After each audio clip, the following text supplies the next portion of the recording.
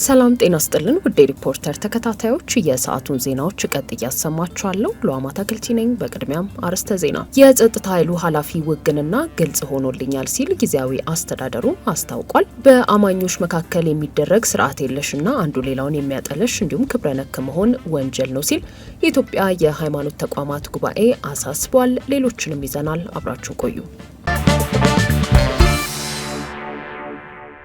ብልጽግና ፓርቲ የፓርቲው አባል ካልሆኑ ዜጎች ላይ ከመንግስት አገልግሎት ጎን ለጎን የፓርቲ መዋጮ እያሰባሰበ መሆኑን ደርሼበታለሁ ሲል ተቃዋሚው ኢዜማ ፓርቲ ገልጿል። የብልጽግና ፓርቲ ባለፈው ጥር ወር ባካሄደው ጠቅላላ ጉባኤው ካሳለፋቸው ውሳኔዎች መካከል ፓርቲውን ማጠናከር መሆኑን ተከትሎ በተለያዩ የመንግስት ተቋማት ጉዳያቸውን ለማስፈጸም የሚንቀሳቀሱ ዜጎች በውድም ሆነ በግድ የፓርቲ ማጠናከሪያ ገንዘብ እንዲያዋጡ እየተደረገ እንደሆነ የኢትዮጵያ ዜጎች ለማህበራዊ ፍትህ ፓርቲ ኢዜማ ካሰባሰብኳቸው ማስረጃዎች ለማወቅ ችያለሁ ብሏል። ኢዜማ ዛሬ መጋቢት 2 ቀን 2017 ዓ.ም በጠራራ ፀሐይ የሚፈጸም አስገዳጅ የፓርቲ ዝርፊያ በቸልታ የሚታለፍ አይደለም፣ በግልጽ እምቢ ሊባልም ይገባል በማለት ባወጣው መግለጫ ከፓርቲ አባላት ውጪ ያሉ ዜጎች ብልጽግና ፓርቲን ጨምሮ ለየትኛውም ድርጅት በፈቃደኝነት የፈለጉትን ድጋፍ ማድረግ መብታቸው ቢሆንም ዜጎች አገልግሎት ለማግኘት በሚሄዱባቸው የመንግስት ተቋማት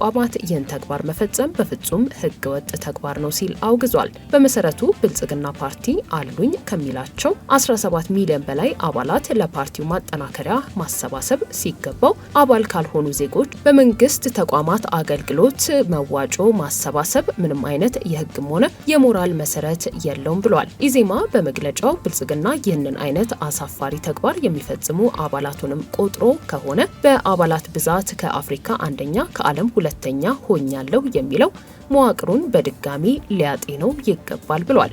ብልጽግና ፓርቲ ዋና ዋና የሚባሉት የፓርቲው አባላት በመንግስት መዋቅር በሹመት ግፋ ሲል ደግሞ በዲሞክራሲ ተቋማት ማስተባበሪያ በሚል የሙሉ ጊዜ የአንድን ፓርቲ የፖለቲካ ስራ የሚሰሩት ሁሉ ከህዝብ ከሚሰበሰብ ታክስ ደሞዝና ጥቅማጥቅም የሚተዳደሩ መሆኑ የአደባባይ ሚስጥር በሆነበት ሀገር አሁን ደግሞ አባል ያልሆኑ ዜጎችን ጭምር የፓርቲ መዋጮ እንዲያዋጡ ማድረግ የመንግስት መዋቅርን ለአንድ ፓርቲ አገልግሎት መጠቀም መሆኑን አለመረዳት ሳይሆን የማናለብኝነት ስሜቱ የት እንደደረሰ ማሳያ ነው በማለትም ፓርቲው ወቅሷል። በተጨማሪም ይህ ድርጊት ዓይን ያወጣ አድሎ ነው በማለት አክሏል። ብሔራዊ ምርጫ ቦርድ ይህን ሁኔታ ትኩረት ሰጥቶ ጣራት በመንግስት ተቋማት ከአገልግሎት ጋር ተያይዞ የሚሰበሰብ የብልጽግና ፓርቲ ማጠናከሪያ ገንዘብ በአስቸኳይ እንዲያስቆምና ፓርቲው ላይ የወሰደውን የእርምት እርምጃ ለህዝብ በግልጽ እንዲያሳውቅ ሲል ኢዜማ ጠይቋል። መንግስት በማንኛውም ደረጃና ተቋም ይህ ህገወጥ ተግባር እንዳይፈጸም ስርዓት ማስከበር አለበት በማለት ያሳሰበው ፓርቲው የብልጽግና ፓርቲ አባላትም ይህን አይነት አቅጣጫ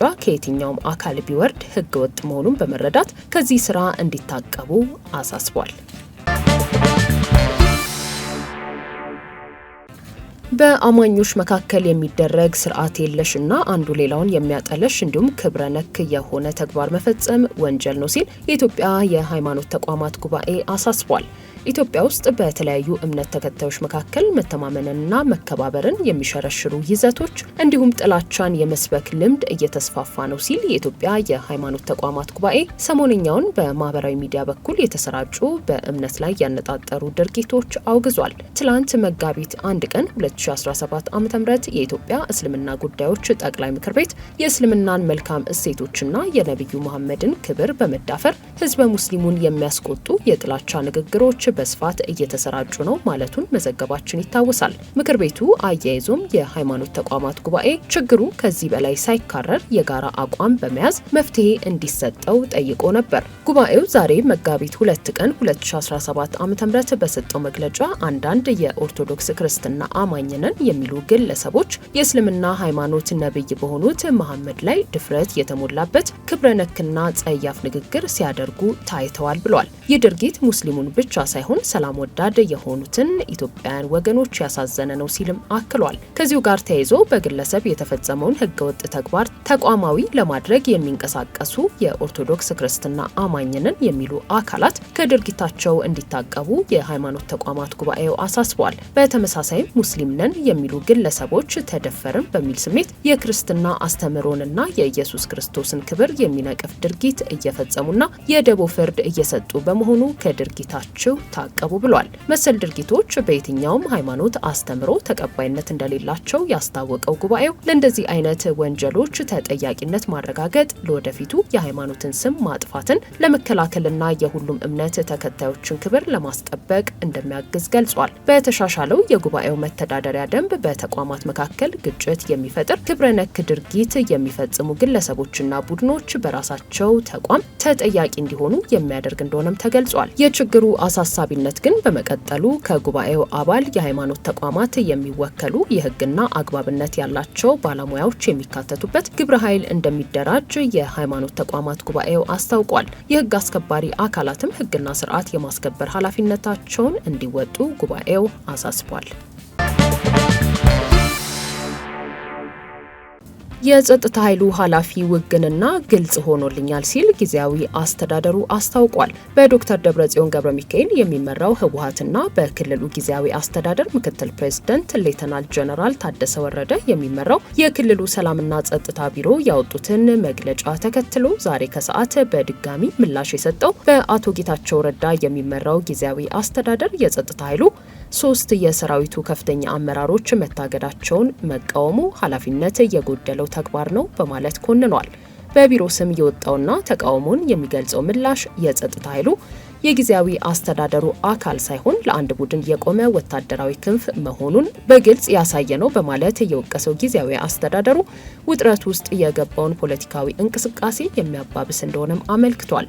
የጸጥታ ኃይሉ ኃላፊ በህገ ወጥ የመሬት ወረራ፣ የማዕድን ዝውውር፣ የወርቅና ብረታ ብረት ዝርፊያ፣ የኮንትሮባንድ ንግድና ህገ ወጥ የሰዎች ዝውውር ውስጥ የተሳተፉ አካላት በቁጥጥር ስር እንዲውሉ በክልሉ መንግስት ትዕዛዝ ቢተላለፍላቸውም ትዕዛዙን ወደ ጎን በማድረግ በህግ ማስከበር ስም መንግስታዊ መዋቅሮችን የማፍረስ እንቅስቃሴ ሲደረግ ዝምታን መምረጣቸው ውግንናቸው ለማን እንደሆነ ቁልጭ አድርጎ የሚያሳይ ነው በማለትም ከሷል። የጸጥታ ኃይሉ ህግና ስርዓትን ማስከበር በሚል የሚያደርገው እንቅስቃሴ ኋላ ቀር ሲል በጠራው በዶክተር ደብረጽዮን ገብረ ሚካኤል የሚመራውን የህወሓት ክንፍ ተልዕኮ ለማስፈጸም ያለመ እንደሆነ ደርሼበታለሁ ብሏል። የክልሉን ፕሬዝዳንት እንደማይቀበል ከመግለጽ ባለፈ የፕሪቶሪያውን ስምምነት ለማፍረስ መወሰኑን በግልጽ አሳይቷል ሲልም ነው ጊዜያዊ አስተዳደሩ የገለጸው።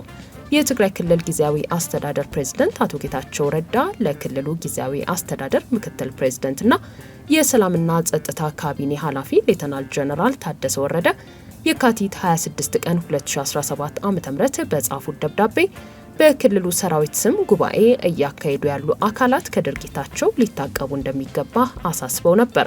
ስልጣን ለማግኘት በህገወጥ መንገድ እየተንቀሳቀሰ ነው በሚል የተወቀሰውን በዶክተር ደብረጽዮን ገብረ ሚካኤል የሚመራው ህወሓት ድርጊቱን እንዲያቆም ማሳሰቢያ መሰጠቱን ያስታወሱት አቶ ጌታቸው የሰራዊት አመራሮችም ሆኑ ሌሎች አካላት ጥያቄዎቻቸውን የሚያቀርቡበትና የሚያስተናግዱበት ህጋዊ አግባብ እያለ በወረዳና ቀበሌዎች ሰራዊት በማሰማራት ስርዓት ለማፍረስ የሚደረግ አካሄድ አግባብነት እንደሌለው በደብዳቤው ጠቅሰዋል። የሰራዊቱ የበላይ አዛዥ መሆናቸውን በደብዳቤው ያሰፈሩት አቶ ጌታቸው ይህ ደብዳቤ ከተላከበት ዕለት አንስቶ በየትኛውም ግንባር ምንም አይነት የሰራዊት እንቅስቃሴ እንዳይካሄድና ትዕዛዙን በማይቀበሉ የሰራዊት አመራሮች ላይ እርምጃ እንደሚወሰድ ማስጠንቀቃቸው ይታወሳል። ውድ ሪፖርተር ተከታታዮች የሰዓቱ ዜናዎቻችን እነዚህ ነበሩ። ስላደመጣችሁን ከልብ እናመሰግናለን።